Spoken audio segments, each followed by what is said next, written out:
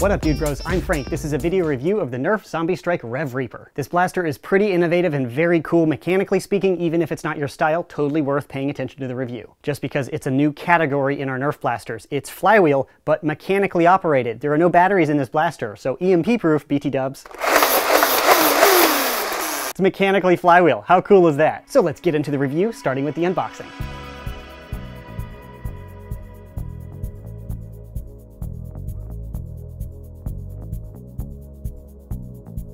Included with the RevReaper is the blaster itself, a 10-round magazine, a few Zombie Strike Elite darts, and the instructions. Now to the externals of this blaster, starting up with the front. It does not have an in-strike attachment muzzle up front, which is more or less the norm for the Zombie Strike line. They typically don't have that. And right above that is a front sling mount, which can correspond with the rear one if you want to run this as a secondary on a sling. Below that is the priming handle and kind of the firing mechanism. This is a slam fire only blaster, or not really slam fire. I think slam fire is reserved for spring blasters. This blaster is going to screw up all of the terminology I'm used to using because it's in like a new category. It's innovative and super cool. But when you pull back the priming handle, you're both spinning up the flywheels and activating the firing mechanism to push in a dart. So it's kind of like hitting the rev trigger and the primary trigger if you're shooting a strife. And pumping action. That audio level is modified so I don't completely KO the headphone users out there.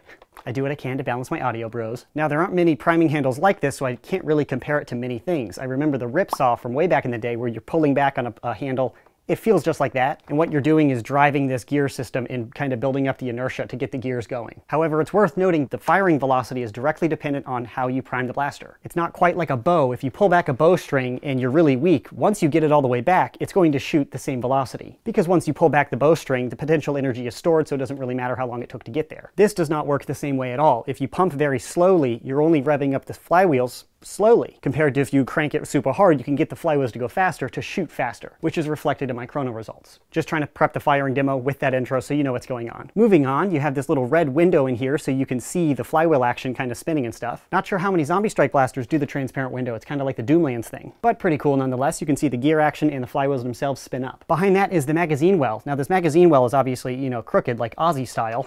Inverted. How does gravity work? I don't know. And to remove the magazine, you strike the magazine release back here, which is pretty easy if you use your thumb and then pull out the mag like that. The included magazine is a unique styled magazine. It has these cool little like barbed wire lines in the base here, and it's the only magazine I can think of with an upside down logo. The Nerf logo is upside down along with the little number 10 for the ammo count. Typically they're right side up, but this magazine is designed to go in, so they made it as a custom mag, which I think is neat. It's decorated in a stylish way, but it is a standard in-strike magazine, and the blaster is compatible with other standard in-strike mags. And that magazine holds 10 darts, and to reinsert that, you can just slide it on in there. Just slip it on in there. On the other side of the blaster, you have an access door. Now the function of the access door is the same, so you can open it up to clear out any jams, but this one's not mechanically like locked in place. So if you tip the blaster upside down, it opens automatically just with gravity. Not sure if there's like a really good reason to do that mechanically. Usually there's a little lock, so you have to kind of pinch it open, which is nice so it stays shut and it doesn't rattle like that.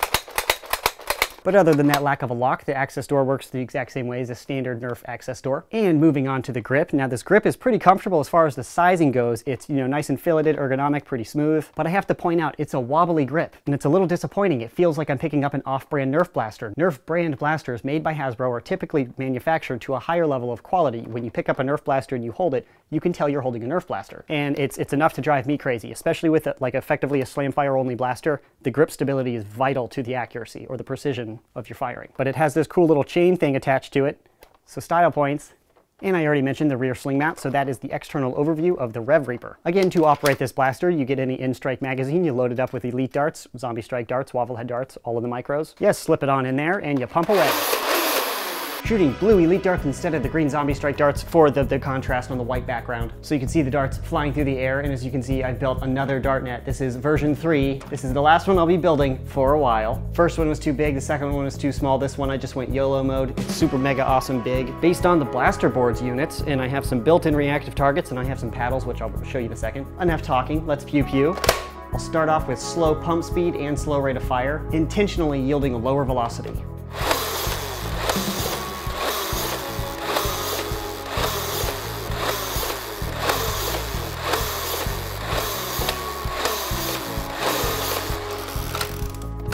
Now I'll try to do the same rate of fire, but a faster velocity by pumping faster. Not number of strokes per minute, but how hard I'm actually pulling back. And that generates a higher velocity because I'm spinning those rev wheels faster.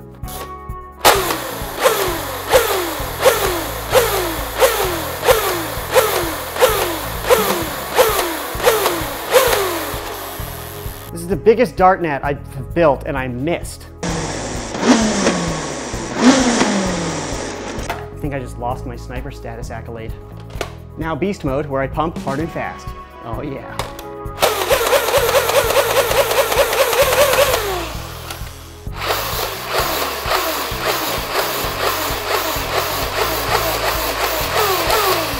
Installed the paddle targets, let's try to shoot some of those.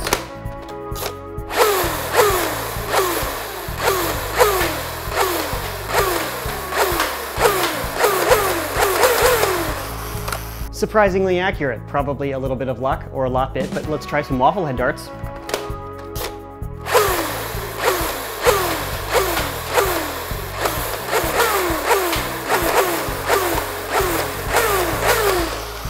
Spent too much time aiming.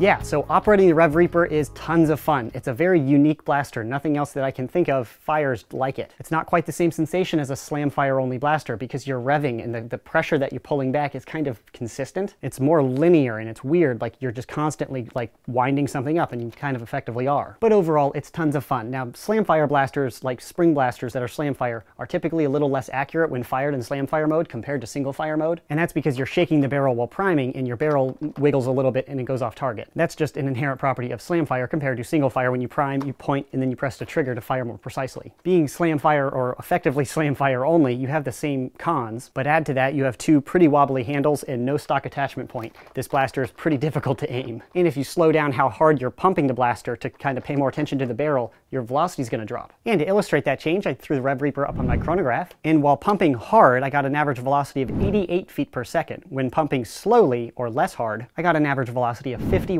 feet per second, which is a pretty drastic range. Hard and soft in the chrono context is not rate of fire how fast I'm going back and forth. It's more about how quickly I'm getting from here to pump up really quickly to get the RPM really high before the dart's injected into the flywheels. So how that compares to the 70 feet per second par we can expect out of most blasters on the market right now, kind of lower and kind of higher. It's based on user input. If you're a younger nerfer and you don't have the muscle mass, yeah, like I do, to pump super hard, you might see lower velocities. And I got an average of 88 when pumping hard. I think I peaked out at like 97 feet per second. That was probably my fastest shot. And if you're a gym bro and you have way bigger muscles than me and you're like, oh, look at this scrawny Frank kid thinking he's cool, you could probably bang out an average at least over 95 feet per second. I wouldn't be surprised if some nerfers are getting an average velocity of 100 feet per second, which is getting into the territory of a modified Nerf blaster. And instead of modifying the blaster, you just modify your biceps, bro. Finally, a reason to waste all the time in the gym to pick stuff up, other than for the reason to pick up heavier things the next day. Just that perpetual, oh yeah, I picked this up. Oh, I picked this bigger one up the next day. That sounded way judgier coming out than in my head. Whoops. I just don't understand the gym life. So muzzle velocity, it can be really high, it can be really low. I felt when I wasn't trying my hardest and I wasn't like slacking like I was in my slow shooting, I was achieving a muzzle velocity of around 70 feet per second. And for me, shooting at that medium strength allowed me to focus the appropriate energy into the barrel so I could actually hit what I was aiming at instead of the barrel going all over the place, because all I'm focusing on is pumping as hard as I can. So that's more or less the firing analysis of the RevReaper. To the pros and cons. First pro, it's a super cool, innovative design, kind of creating its own category. It's technically flywheel, but it's not a traditional flywheel, so I'm hesitant to put it in the same category as like a Strife, because that's completely different. But it's not spring powered, so it's mechanically powered like a spring blaster, but not like spring powered. So it's kind of this weird like hybrid area between flywheel and springer. It's an EMP-proof flywheel blaster, or a slam fire only springer equivalent. I don't know, but I think it's pretty cool. Now, I'm super stoked about this blaster, and I think it's really cool, but some very important cons to go over. First, it's super loud. Like a slam fire blaster kind of goes pop, pop, pop, pop, pop. And you can hear the prime, but it's not obnoxious. This thing,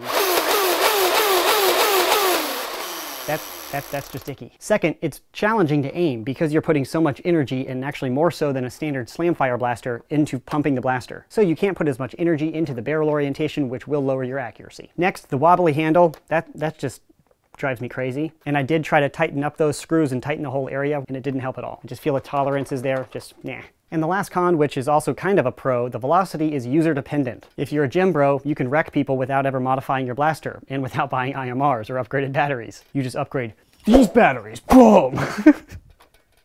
Yeah, I just did that. But if you're a younger nerfer, or even like an out of shape nerfer, like this guy, you'll either always be limited on muzzle velocity, or like me, my testing procedure I had to do in 4 or 5 like sessions because I got fatigued. On the plus side, putting this through my testing procedure finished my cardio for the month.